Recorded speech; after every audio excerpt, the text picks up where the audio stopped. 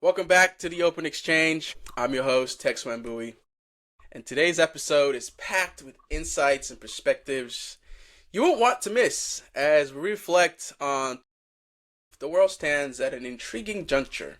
Interest rates are at their highest in decades, wars have rocked Europe and the Middle East, and pivotal elections have shaped the futures of nations as significant as the United States and India. Yet, despite these challenges, the global economy delivered another strong performance this year. According to the IMF, global GDP is set to grow by 3.2%. Inflation has eased, employment growth remains solid, and stock markets have soared, marking a second consecutive year of over 20% gains. But as always, the rosy global picture hides sharp disparities. Africa, for example, stands at a fascinating crossroads. This continent is experiencing a population boom like anywhere else in the world. According to the United Nations, Africa's population is expected to double by 2050, meaning that 1 in 4 people globally will live on the continent. Wow. This rapid growth presents an enormous opportunity, a youthful and dynamic workforce capable of driving innovation and shaping the global economy.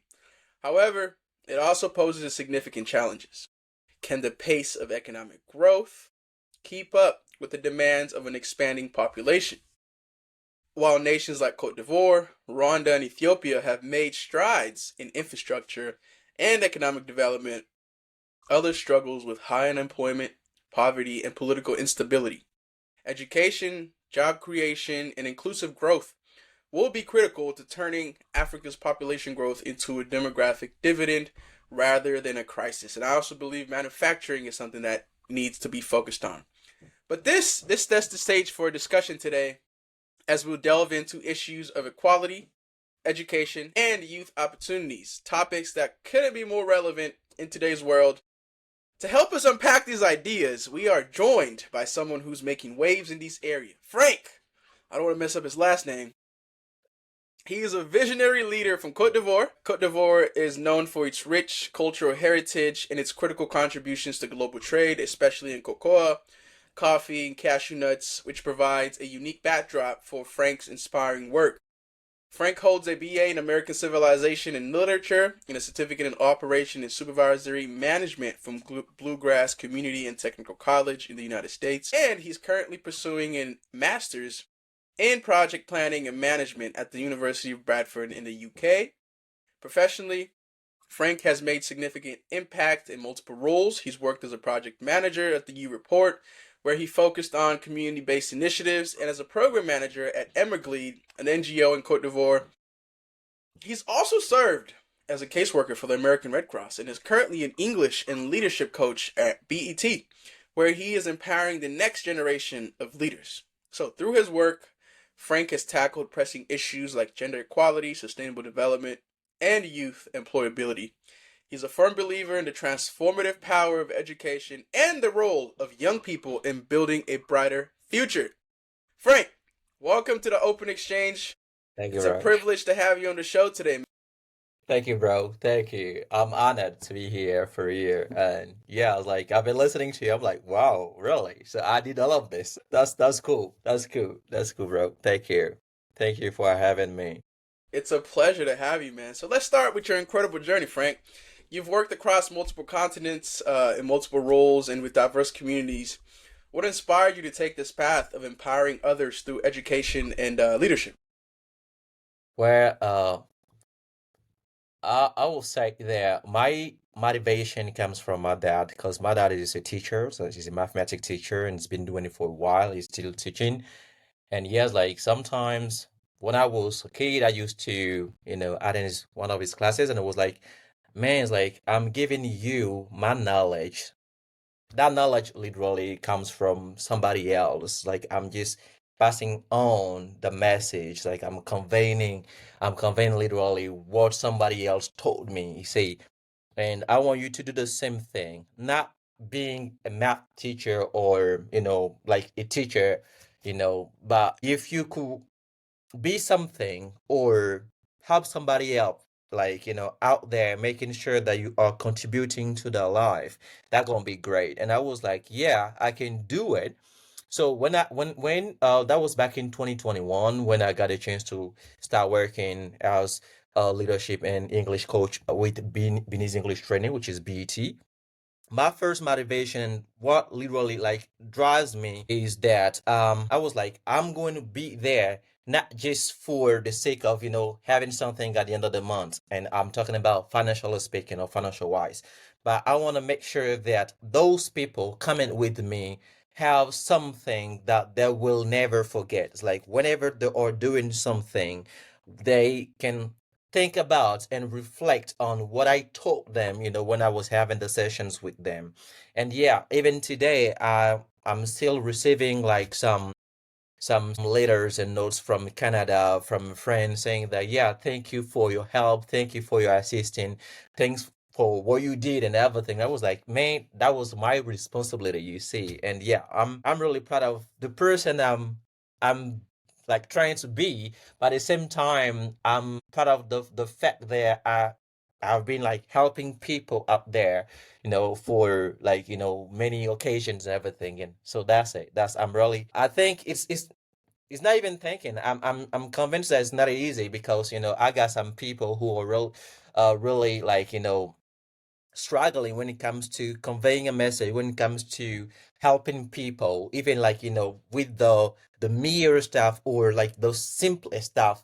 But I feel like it's a kind of like it's a call, mainly when it comes to me, it's a call because I may not study the thing, I may not have any like major or any understanding of it, but when you assign me something, I just have to understand the, let's say, the mission or what you want me to do, and then I will do it in a way that it actually has something like an impact on the person or the people who are going to benefit from it. That's it. Wow, Frank, it's fascinating to hear how your experiences have shaped your vision for change. And funny enough, how we ended up crossing paths. I remember we had a great time at the leadership boot camp we were at Yeah. together. That was a good time, man. We had some good food too. We tried out some really good food, man. And kind of when you share your experience, was there like a specific moment or like a project that cemented your passion for with things that you do? And it's crazy how you mentioned about you don't want to just teach somebody something that's just going to help feed their stomach, but you're going to help them be able to feed their pockets. And it's funny because I don't know if you heard Museveni's President of Uganda's speech at the last African Heads of State Summit, where he said that it's important for people to understand the importance of not just feeding your stomach, but feed your pockets. Because if you're able to do that, Absolutely. you're able to distribute the wealth.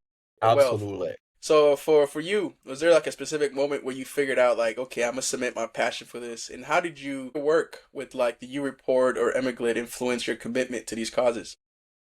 To be honest, like when I was starting was not that easy. I was because I used to say there, I want to contribute to something, but how am I going to do this? Like I've been always, questioning myself and questioning my understanding of the world. Like, it's like people have been talking about philanthropy and those things. I was like, okay, that's good. And it may be, maybe something for rich people. Like when Bill Gates is talking about philanthropy, the guy has money. So it's like, it can help whoever he wants to help. But when it comes to me, how can I contribute to my community? How can I bring something new to my community? How can I help them? I don't know, like create something or come up with something that's literally gonna change the way of seeing the world, or maybe changing the situation of what they're going through. And then I got a chance to work with someone is currently a journalist in my country. Yeah, he was even a journalist when I met him for the first time, and he told me that he's just a journalist, but he's not a mere journalist. Like what he's doing goes beyond what people have been like, teaching him or telling him to do. So whenever they ask him to do something, he has his personal touch that he brings to the table. And that thing he thinks and he believes that has been like helping people out there. And that was okay. What can I do, personally speaking, to bring something new, to impact people, to influence people, of course, in the positive way? And like I've been reading a lot of books, and that I had one that was really like, let's say, a game changer from Simon Sinek, Know Your Why. right? So I went through the book, I think, several times, and like I finished it, I go back to it. I read it again, I didn't finish it. I was like, okay, so now I need to find out or figure out what my why is. Then I realized that my why was just making sure that when someone comes to me, the person doesn't go, back to where he was or where she was with the same thing that she came with or he came with.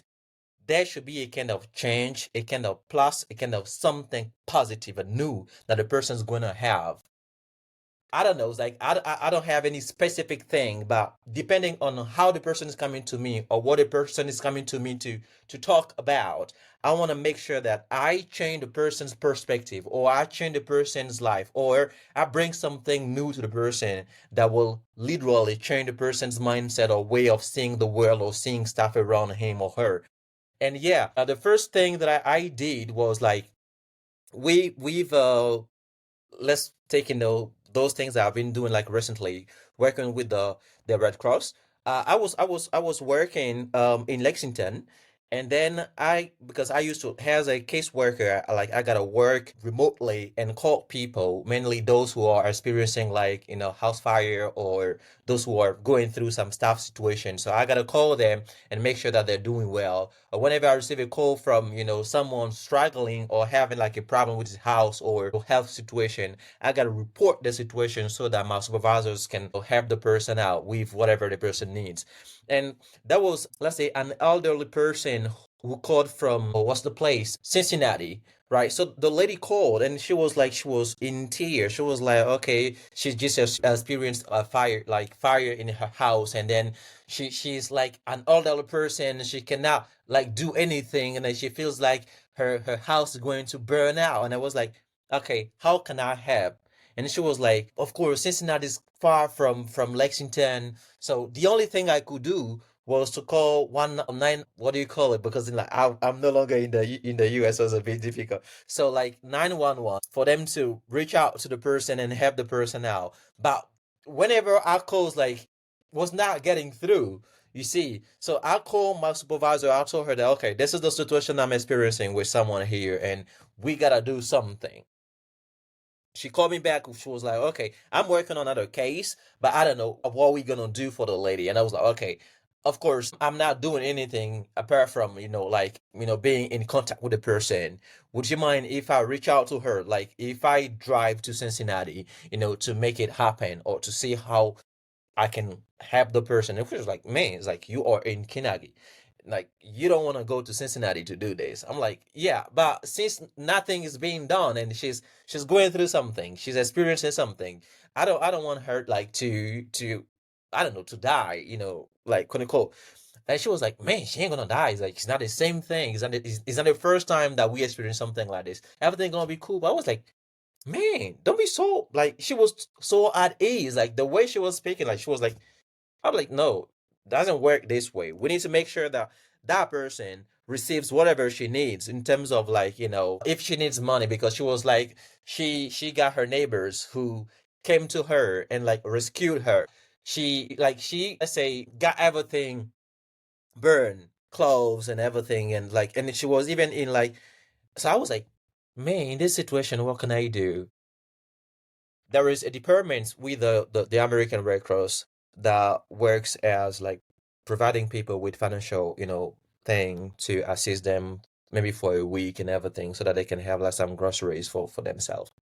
When I called that department, they were taking their time. So I called the lady. I was like, okay, the department gonna call you and they're gonna ask you this in terms of information so that they can send you some either a gift card or whatever so that you can have it and then go through some I don't know, like get yourself something.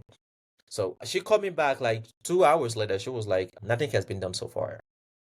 No, okay. I called them back. I was like, man, like she's still waiting for the yeah, like we're working on it. We're working on it. So it's like I couldn't wait anymore. And then I took my own money. I sent it to the person. I was like, okay, take this. That was like, $200. I was like, okay, this is 200. Take it and then do whatever you have to. But make sure that when you receive the money from them, you let me know so that I can, report it. And she was like, okay, no problem. So like that simple, of course, like I've been talking about a lot of things, but that simple gesture or like kindness of toward that person who was, I don't even know her from Eve or from Adam, but I took the case personally to the extent that I wanted to make sure that she is good. When the situations like everything was okay, my supervisor called me, I think one day in the office, and she was like, "Man, it's like don't take things personal. Like this is our job, right? But the way you are taking it, this like another level. So go easy because if you are so emotional and you want to help them out, man, it ain't gonna work that way. It's like we are dealing with a lot of people at the same time. So if for every single person you're gonna suffer, this way, it ain't gonna help you out. I'm like, man, we're talking about life. And it's not like, like a teenager or something. We're talking about an elderly person, and she may be going through a lot of things, so we don't want to let her this way. We want to make sure that she's safe and everything. And a couple of days later, like the lady called me and she was like, "Thank you for everything. Man, like you were so kind to me and everything." I was like, "Yeah, that's my vision.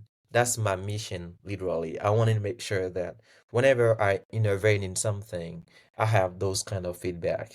It's like the person, I could be able to help the person, and the person can literally feel, like there is someone there helping or assisting. And I literally want to make sure that those people don't feel like left out in whatever I do. So my friend used to call me coach, like, relationship coach or whatever, because when there is something, I'm the one making sure that everything's okay, trying to understanding them, coming up with some advice and everything. And I'm like, yeah, this is the way we should treat other people. We're not doing it like, expecting something, but seeing those people happy because we have done something for them. This is what we want. This is my reward, and that's it.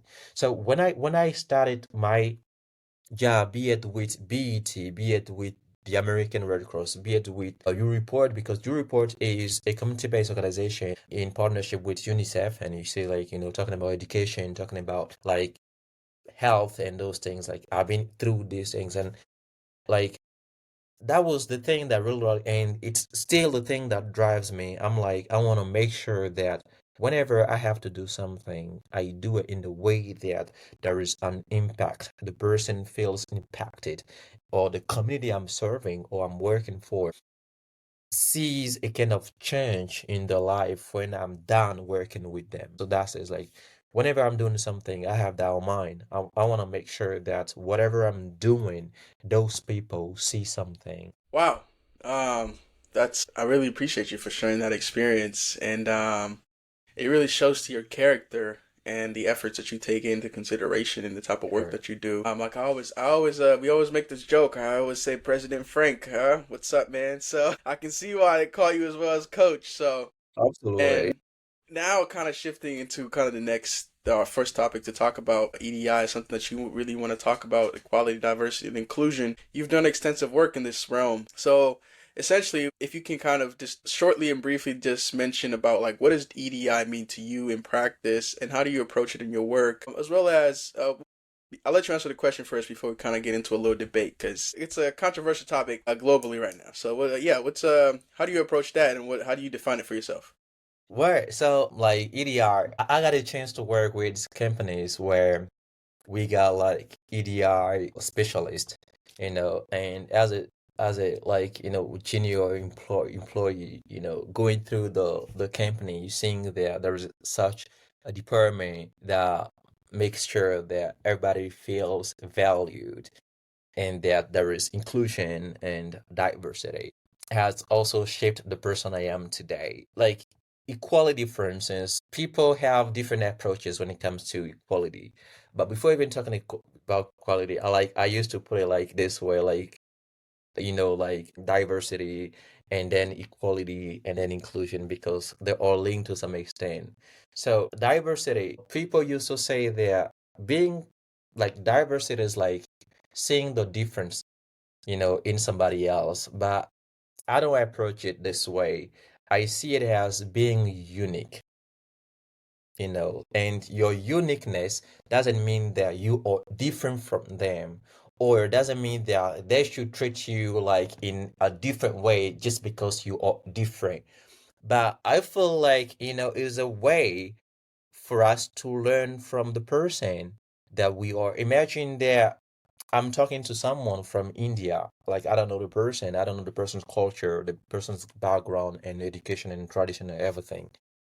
The person's quite different from me because we don't even have the same like religious, things and everything.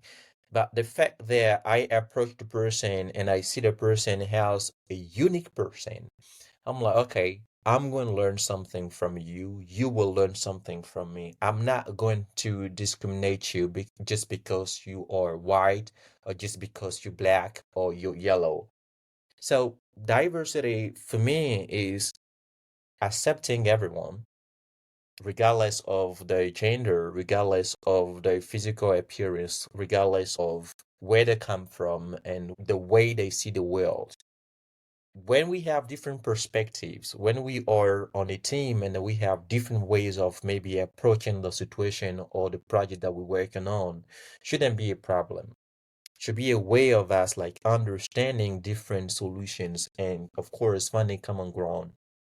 So this is the way I see diversity. Then when it comes to equality is like making sure that we feel valued in, be it like in school or our workplace or even like in our like traveling to a new country, traveling to a new place, meeting with new people. You need to make sure, or they gotta make sure that you feel valued so that you can contribute. Because when you are in a working place where you don't have a say, where you don't have anything to say, or they have like some barriers, like you cannot say this or that, or you need to reach out to your, I don't know, supervisor, whatever, you have an idea, you cannot do things by your own or differently, opposed to maybe different from, the way you've been taught to do. So it doesn't work. We are in a free world and we want to make sure that we contribute to something differently if we want. So equality for me is being this way, making sure that you are valued, that you can contribute to something, you can speak your mind, no matter what. But you speak it in the way that you don't hurt other people. You don't want, you don't hurt them. You don't want to make them feel uncomfortable with you. So that's it. And then when we have all these things together, when diversity is positively regarded or accepted, and when equality is in play, of course, we will have inclusion because, like, we are accepting them regardless of where they come from or how they see the world and everything. And these things, unfortunately, most of companies don't see it, and even schools and like universities don't see it. Of course, when we talk about Oxford or Bradford University or maybe SOS University of London, we can see that some of them are making sure that EDI is applied and people literally work toward it, but it's not the case for other universities or institutions. And this is what I'm also advocating for. I'm making sure that wherever I go, I value people around me. I understand that they are different from me, and I make sure that they feel involved in whatever we do. I'm not saying that, okay, since you're from Nigeria and I'm from Ivory Coast, when we're talking about culture, we don't want to include you or we don't want to put you in because we don't have the same ways or we don't have the same culture or the same traditions. It doesn't work this way. We want to make sure that you bring your tradition, you bring your culture, you bring your own understanding of the world or of the topic that we are discussing. And then when we have it's like when we are presenting a project, for instance, because I know I'm pursuing a master's degree as a project manager and everything. So it's like when you're working on a team, of course, there are gonna be times where your team gonna disagree with you because the way you see the maybe the project might be quite different from the way other people gonna see it and everything. And then this doesn't mean that they are, I don't know, playing against you. They are simply making sure that the project works. You know, this is the bottom line of saying that I agree or disagree with you. Because if I am then saying yes, yes, yes to whatever you say, and at the end of the day that the project doesn't work as planned, who's gonna be blamed? Like I'm the one, the project manager gonna be blamed for not maybe listening to others and everything. Or if people are afraid of making or speaking their mind, for instance, contributing to something or saying something that they know, which is that may be quite different from the way you see things, you see. So yeah, this is actually how I see EDI, and be it in school or even like, with the companies I'm working for, I make sure that when it comes to me, people feel valued, they feel understood and free to speak their mind. This is what I want. I'm here, of course, to contribute to something, but at the same time, I'm here to learn. And yeah, when we have all those things together, of course, we're gonna be successful. Yeah, I think EDI can mean different things to different people, especially across cultures. Hmm.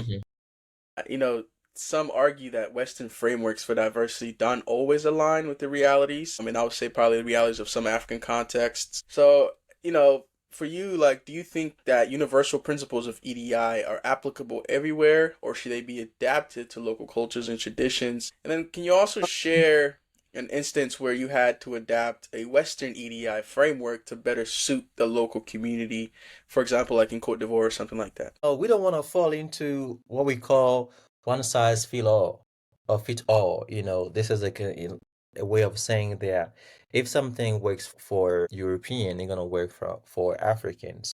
If something works for you, it's gonna work for me. I think we need to be careful when it comes to implementing something that has already been done or already been implemented in another place. So we don't want to go through this, one size fits all. We want to make sure that if we are willing or trying, or if we want to apply something to a given society or a given community, we understand the differences of those communities, the different situations, be it like culturally speaking, traditionally speaking, level of education and everything. We need to consider all those aspects before we try we a project or even we implement the project there. So I think even when it comes to leadership, for instance, we have different understanding of it. When it comes to, there is another term like CSR, corporate social responsibilities. We have different understanding of those things because we even used to say that we don't have a specific definition, of CSR, because the way I see it, the way my company sees CSR might be different from the way your company sees it, and so on and so forth. So whenever there is something, be it like for EDI or CSR or any other, thing, we need to make sure that we understand. Of course, we want to apply it. If, for instance, we want to apply EDI in Africa, let's say in Ivory Coast. Ivory Coast is broad, is big. So let's take a specific place, let's say Abidjan, right? So if you want to apply it in Abidjan, do people understand it? Do people understand EDI? Because we are, when it comes to Africa, we have something that is quite different that people, of course, we're trying to change, but we're not there yet, which is male dominance or domination, if you want. So, like, when it comes to Africans, we believe that males or men have the power to decide, how the world or the society or the community should work.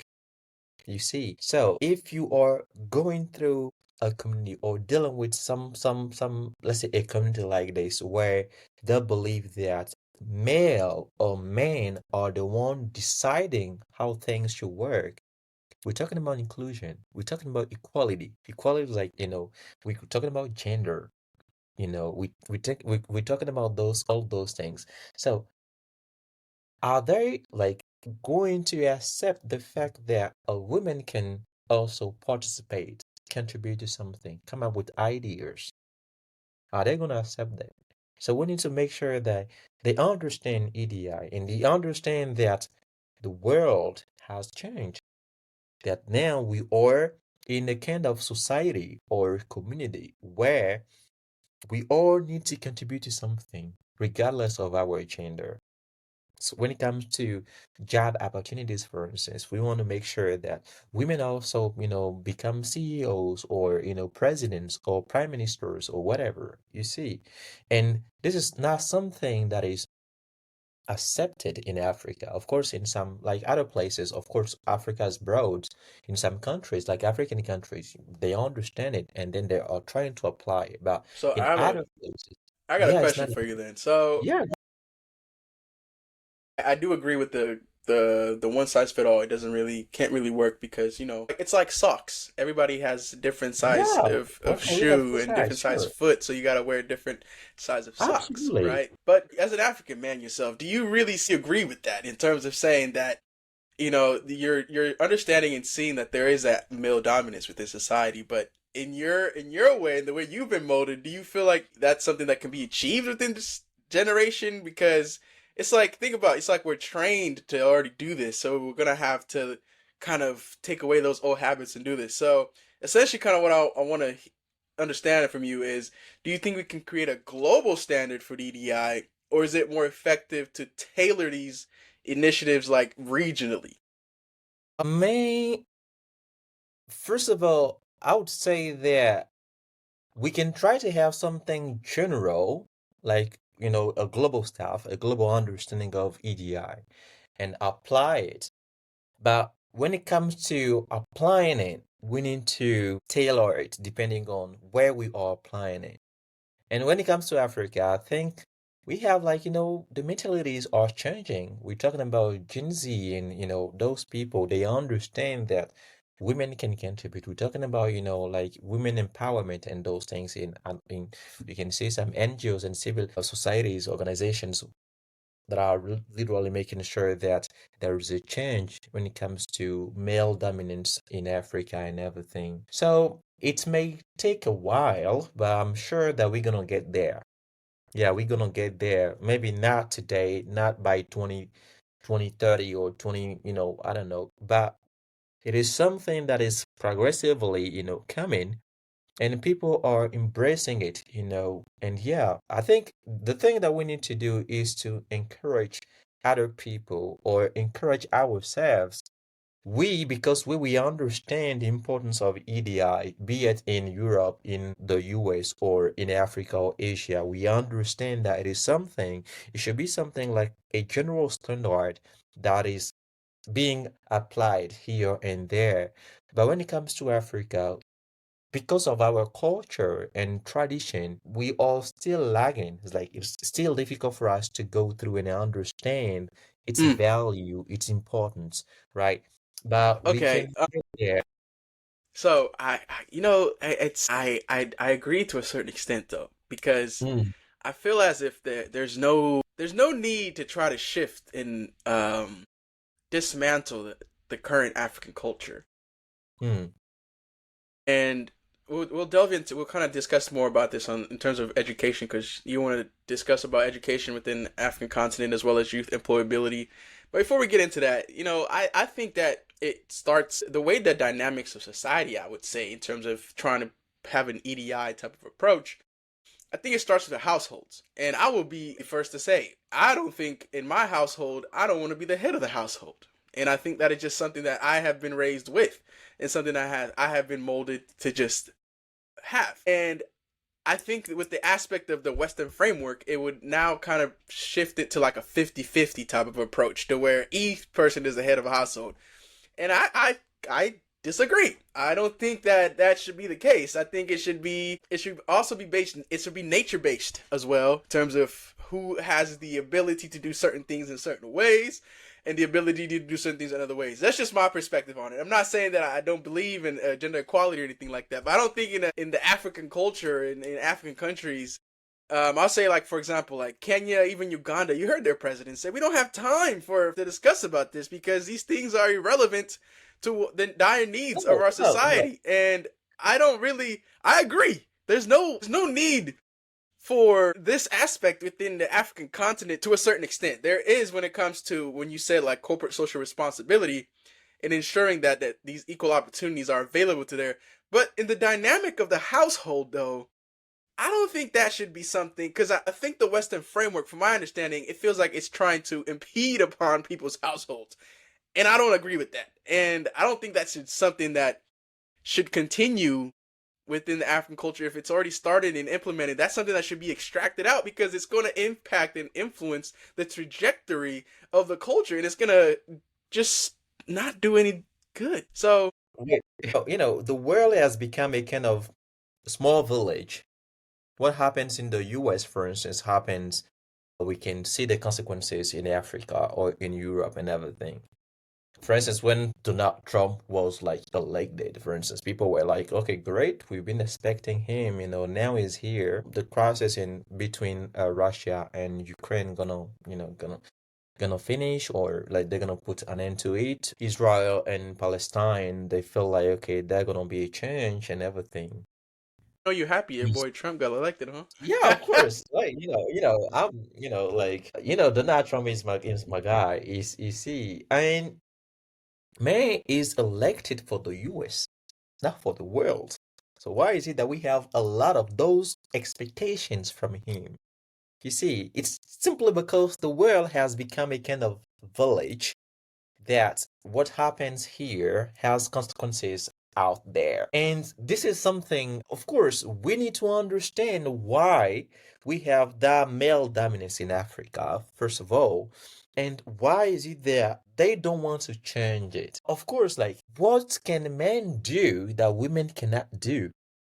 Well, okay. You So see, I see your point, but you see. what I don't think is ever gonna change the dynamics. It's not to discredit that there is matrilineal societies Mm, within Africa, a lot. But when you say with the male dominance, right? I don't think it's the aspect of like, when I think it's only within the corporate landscape, or within, which is global. But men cannot give birth. Women can give birth. You ask, what can men do? What can women do hey, that hey, men? hey, hey, See, hey, hey, we need hey, the hey. women are essential in I got society. evidence. I got evidence. I got Wait, what do you mean you evidence. gotta? You see, telling me there's Yeah, men that can give birth? yeah, sure, sure, How is a man gonna sure. give birth, bro? What are you And talking about? you can check it. Like, you can Google it. You can see. What kind of biology is? Explain it to me. Unless you're talking about transgender stuff, but Yeah, but even talking about, like, transgender and everything. Yeah, it's exactly the same thing. He can change his gender and then end up being like a girl, and they and gonna then give birth. be pregnant. Do Sure. you think that has room and space within the African continent? You think that's gonna be acceptable there? Not now. That's why And I I've don't think been it'll ever saying be. that. I don't think No, that will That, never be that's what I acceptable. said. I said even for EDI, like, it's gonna take us a long time to get there, right? Okay. It ain't gonna happen by 2030 or something like this. Of course, people are embracing it in some areas, like, some big cities, like, I don't know, Abidjan, Accra, Lagos, and those places, because they understand, and they are always with Westerners, and they are partnering, and they have great partnerships actually with Westerners and everything. So they need to apply those things because they want investors, right? And it's like, we're talking about, like, recently, there was a case in Ivory Coast. We're talking about LGBTQ plus. People were like, no, we don't want it. We don't want it. If you want to do it, we're gonna sue you, or we're gonna do this, or we're gonna kill you. It's like, man, like, it's their body. They can do whatever they want to do with their body, as long as they're not gonna ask you to be like them. That's it. That's it. So it's like, that's weird coming from you, because you are surrounded by those things, No, right? that's I'm not, You and still have that's your African mindset. and what I'm saying is, I don't think those things should be something that, if, for example, like investors, when investing with Africa, I don't think that is something that should be discussed about, No, because that is not something no, of relevancy to the it African is. nation. No, how? It is. That is not It something is. Africans are raised No. with. You telling me you It's was like you raised to are think about LGBTQ in your African household? just say. Because, if, of course, like, I'm not coming I investing my wasn't raised money. like that. I'm sorry. No, for real. And Society taught me those things, not it the happens like household. it happens like, I don't know why is it that when who's that president? I think there was a president who went to Uganda or something like this, and even that when they asked the president of Uganda, about LGBT, he said that they have like priorities. Okay, so this ain't gonna bring anything new or positive to the economy and everything. So they don't feel like having a talk about it. But it doesn't mean that they don't understand it. It is something like global, general. Talking about religion, for instance. Back in the days, we didn't have like Christianity and those things. We had our own cultures when it comes to Africa. We had our own cultures, right? But now Yeah, we and are all I agree. there is Religion a is huge probably transition. No way. We have a huge transition. Either you're gonna see people like being, Muslim, other people gonna be, Christian and everything. There are even some Buddhists in Africa. Buddhism is now from Africa. Buddhism is from India and everything, like Asia and those places. But we have those things here. So if we allow those things in our homes and in Africa as a whole, like why cannot why is it that LGBT should be a kind of like restriction or like forbidden or everything? No. I think that it's by doing so, it's impeding on the culture. And like, for example, why try to go say this to the Saudi Arabia king, or people go say this to them, see what they say. Why is that conversation No, never brought up to them? no, it's different. Doesn't mean that it doesn't happen there. Do not confuse things. Yeah, try to go Doesn't try to mean go talk like about that over you there, see don't what you happens. don't know. You don't know what happened like in the four walls. Like you don't know what happened there. So people they're not gonna it's not written on the like forehead or like on the chest that hey look, I'm LGBTQ plus or I don't know, like I identify as he or something like this. No. Yeah. But you don't know because you don't, and even when you ask them, depending on where I'm going, imagine I'm gay and I'm going to I don't know, like Dubai or whatever, and I know how, let's say Dubai is flexible. Afghanistan, for instance. Imagine I'm going to Afghanistan and I know I'm gay. I'm not gonna tell them I'm gay, bro. I mean, I'm not yeah, gonna, you should not, because you should understand the cultural norms of that area. yeah, that's So it. that's why I That think doesn't for the African mean continent, shouldn't be applied. I think we're talking about globalization. What's your understanding of it? It's like what yeah, but happens here can happen there. Now we are free to do whatever we want to do, okay? Provided that we not, I don't know, like influencing others or forcing them to do the same thing we're doing. That's it. I can be gay, but I'm not gonna ask you to be gay, right?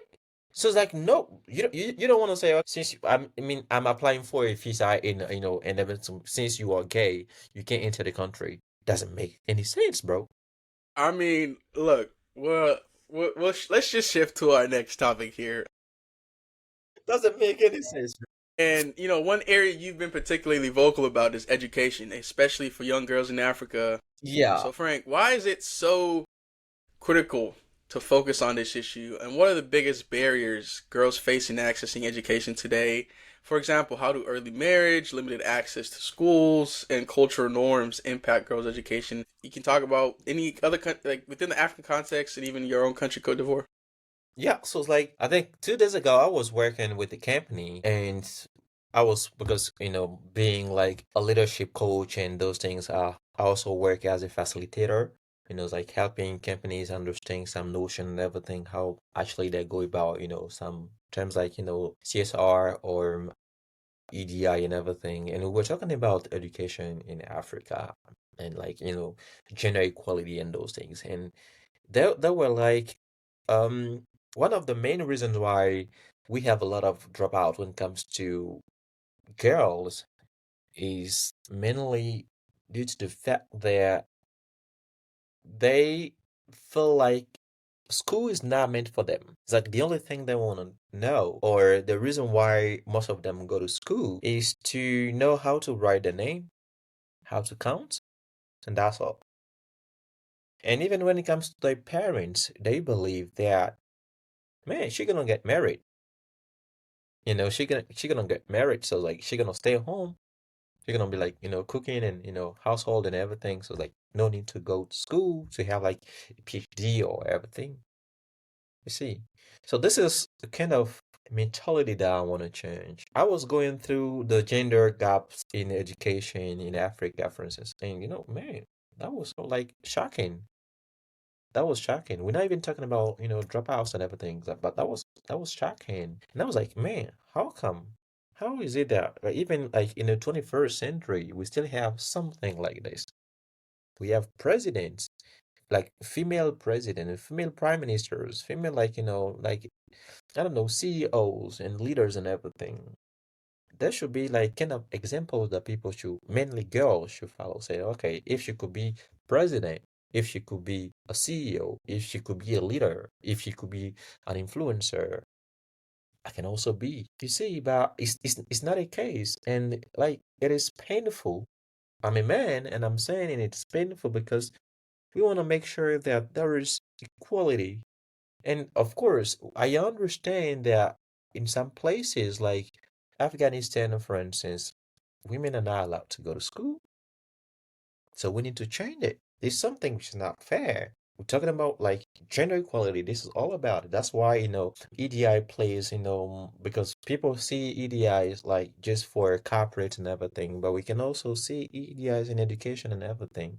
We need to make sure that if men can do this, women also can do this. If we just need to give them the opportunity and like, of course, pave it for them and that you're gonna see the difference. And the thing is that when women are involved in something, of course, sometimes people are gonna be like, they're gonna take time, they're lazy and everything. But when they're really involved and committed to doing something, you will see the result. You You know, see the result. on the flip side, though, some critics might argue that prioritizing education for girls could inadvertently overlook the challenges boys face in rural areas where they might drop out to support families or join the labor force. So, do you think like focusing on lifting one group without unintentionally neglecting the other is something that can be done? Don't even say like unintentionally because it is intentional.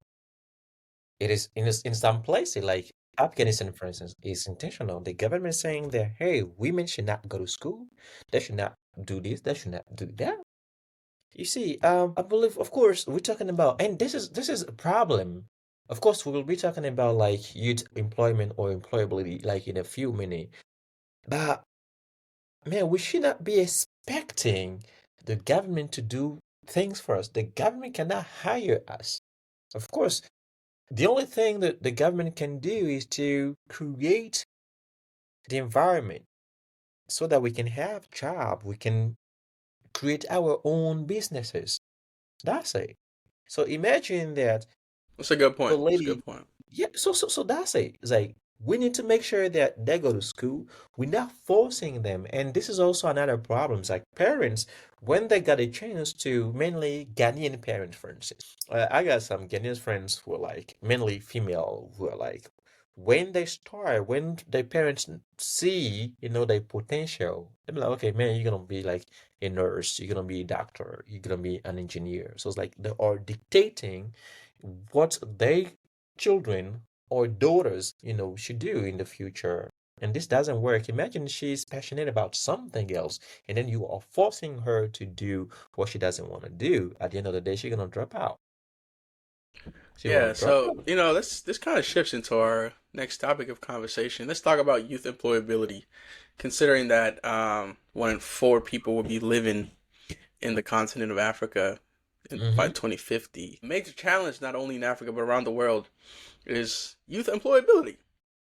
So, how do we approach this issue of the root causes of the high unemployment rate among young people in Africa? For instance, how does the slow pace of job creation and the limited number of former jobs available impact this issue? And something also that I think can address this before you address this is, for me, I would say that manufacturing is one of the biggest sectors that Africa lacks. Because I think when you bring in manufacturing, considering that there is access to raw materials within the continent, and then now you have supplement that with manufacturing of these products, you're able to create a job and an economy, and it plays a role into the larger Absolutely. scale of things. Absolutely. So, how do you see we can address the root cause of youth unemployability within the continent of Africa and also global? Of course, I will start with education again. I will start with education because if you want to be a plumber, you gotta make sure that you know you train yourself, you know how to be like, you know how to fix those things. If you want to be a carpenter, you want to make sure that you know how to, use the wood and a hammer and everything and then go through it. If you want to be a teacher, you need to know it before you deliver it. You see, and if you want to, we all want to contribute to the economy of our countries. How are we going to do it if we're not educated? So the first thing is making sure that we have access to education. This is because when people say having access to education, they're talking about, okay, we all going to school, girls are going to school, boys are going to school, and that's all. No. And it's painful to say that in some classrooms in Africa, we have like 100 people. I was talking to someone this morning. The person's now in Canada, and the person was like, "Man, like I took my friends and my family to Canada because I couldn't understand that in the schools, like in the classrooms, 100 people." I was like, 100?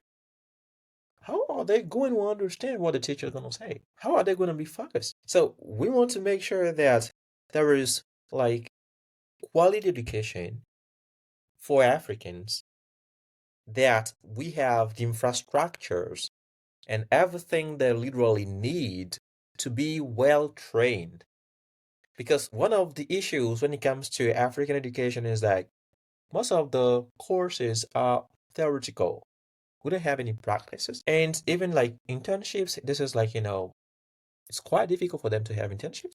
Even apprenticeships as well, it's very difficult for them to have apprenticeship or internships and those things. So if I learn something in school and I'm not able to implement it, how am I going to be like able to enter the workforce?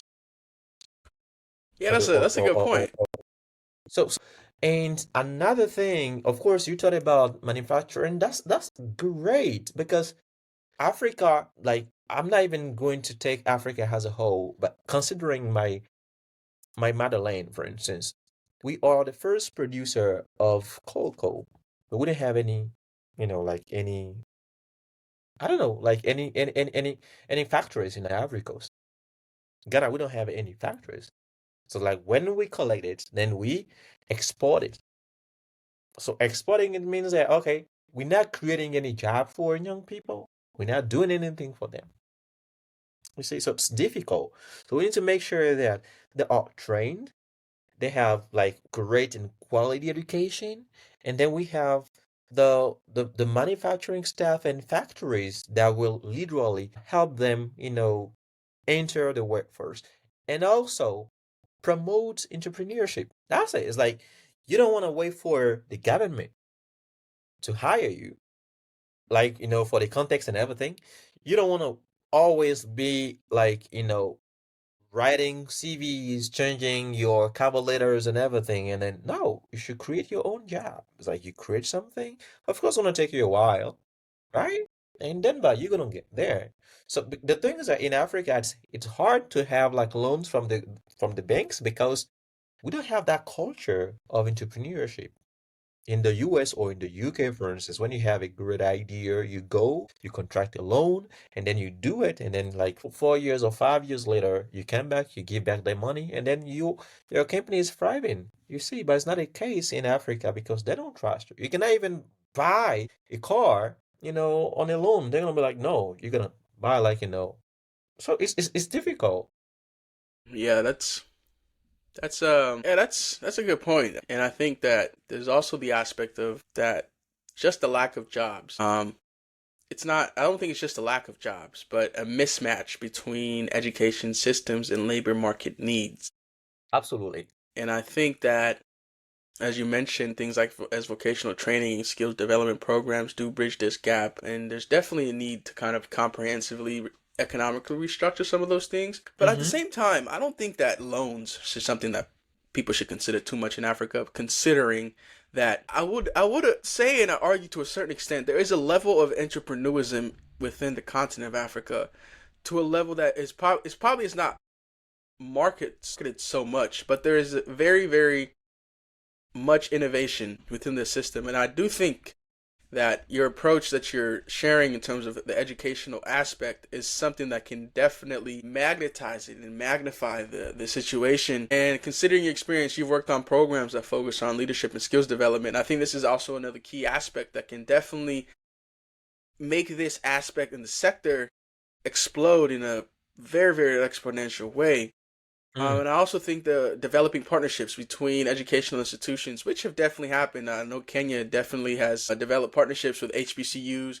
And not saying that people in Africa should go outside their country for education. I think they should also invest within their own education systems because I don't How would they be able to invest in something if well, they don't see that, have and that? that's where I think that now where we also need to self-reflect and see what can we do to better improve our education systems. Because I believe that when you send somebody away, you're taking them out of that country and that culture, and you're sending them away. The likelihood of them coming back is very low because they might go somewhere else and like it better, and now you just lost Absolutely. a talent.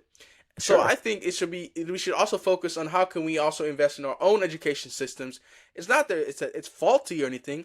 It's just that the structuring of it and the perspective behind it might be causing people to feel as if it's not something that they can do. So I definitely think that is something that should definitely be focused more on from a leadership aspect and the skills development aspect is reinvesting and reinventing within your own community, within your own society. Because when you dismantle families by sending people away, it does not allow for the creation of generational wealth. It does not allow for the building of a substantial foundation. It kind of dismantles to where you're staggered around and one person might become an outlier and stuff like that. So I think that's definitely something that should also be looked upon in terms of that. And Frank, you've already accomplished so much, but I imagine there's more on the horizon, right? So what's your vision for the next 5 to 10 years, both for yourself and the causes that you champion for? Are there any new things you're excited about right now? Yeah, sure. The first thing I gotta make sure I finish my master's degree. Yeah, yeah. Okay, let me be serious. Well, like I have a lot of things that I'm working on. The first thing is, of course, I was joking about. I'm serious. I want to make sure that I finish with my master's degree because I'm convinced they're gonna open like a lot of doors, and opportunities for me. There is another path that I'm trying to follow, which is like sustainable development. I'm taking those classes and I'm working with people in this domain, and I'm really liking it. And also I'm seeing like the different challenges that we are experiencing, be it like as, a mere person, but also as a company or whatever. We have a lot to consider when it comes to greenhouse and I mean green cities and everything, net zero and everything. So this is something very important that we all need to consider. And I back in the days, like I was not expecting or even seeing myself, regarding sustainability, but now I'm more motivated to, like to advocate toward it because I understand that we should all contribute to this. We should all contribute to this. We should all make sure that, we're not affecting or we're not like real yeah affecting our climate and everything. So it's very important that we understand what because when you see the data you can understand that, man, like we've been doing a lot of things, unfortunately bad thing to our climate and our universe as a whole, and we gotta change this because we want to make sure that the next generation has something, so it's like we need to be living in the sense that our deeds and actions, our today's deeds and actions actually, don't alter or hinder the one of the next generation. And it's very important that we consider how companies actually contribute to, like, net zero and those things and sustainability as a whole. And of course, we have something called the three P's that people should also consider, like profit, people, and planet. So, like when it comes to governments or when it comes to organizations or companies or corporates, whenever you're doing something, you need to also consider the fact that your deeds or actions gonna affect the environment, and then how are you going to cope with that? How are you going to reduce that or minimize your consequences, the consequences of your emissions on people, on the environment, and everything. So this is something that I've been working toward, like, the let's say the past few the past, and I'm still working, I'm still trying to understand how we can, like young people, as we can how we can actually contribute to this, but also how we can influence companies or organizations and governments so that they can understand that there is something to be done in this regard. So yeah, it's like most of my thing, like sometimes I wonder if I will have the chance to enter, like, entrepreneurship and everything, because most of the things that I'm doing are in regard of like development, community-based stuff and everything. So yeah, of course I will be working, I will be, continuing with my EDI stuff, sustainability stuff and leadership stuff, and that's it. That's it. Wow, that's commendable, man, and I'm wishing you all the best in that. Thank you, bro. And we'll definitely cross paths like we always do in any type of the work that we Absolutely. do. But before we close here, let's have a little fun. How would you describe yourself in 3 words? May. So there is something that I Just three like, words. three words. Well, so I'm going to give you a word, like two words, okay? And let's say in these two words we have a lot. So that we You call don't need it to explain. I just need 3 words. Alkamawa. What? Alkamawa. What the hell does that mean, bro? So Alkamawa is I think an Arabic, yeah, Arabic word, okay, that means protector, leader, provider, assistant, and everything. Okay, okay, that's good. I was like, okay, I'll come a while. When I saw it for the first time, and then I double checked, I was like, yeah, great, that's me. So I That's got my good. tattoo here, I'll come a while, and I'm like, yeah, Okay. that's it.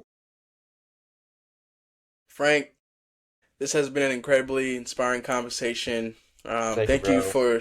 Thank you for sharing your journey, insights with us. And it's clear that your work is changing lives and creating a brighter future. Sure.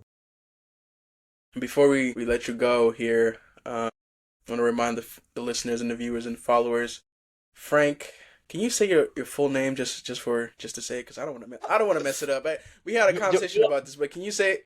want the No, short I one? want the full blast, the whole thing. All right. So like it's Kwame Franck Alassane Kouassi.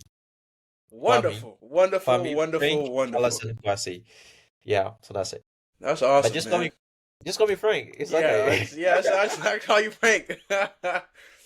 um, Yeah, it's it's really better been to call me amazing, Frank. man, Like to have you it's on for here. you, It's really been bro. amazing to have you on here. And to all the listeners tuning in, thank you for tuning in on this episode of the Open Exchange. Today we had the pleasure of hearing from Frank. So if you found this conversation valuable, please subscribe, leave us a comment, go crazy in the comments if you want, like, share, whatever. Share it with someone who might benefit from Frank's wisdom. And as always, let's keep the dialogue going. Strive to make the world a more equitable, educated, and empowered place. Until next time, pursue your dream. Seize the day. Peace out.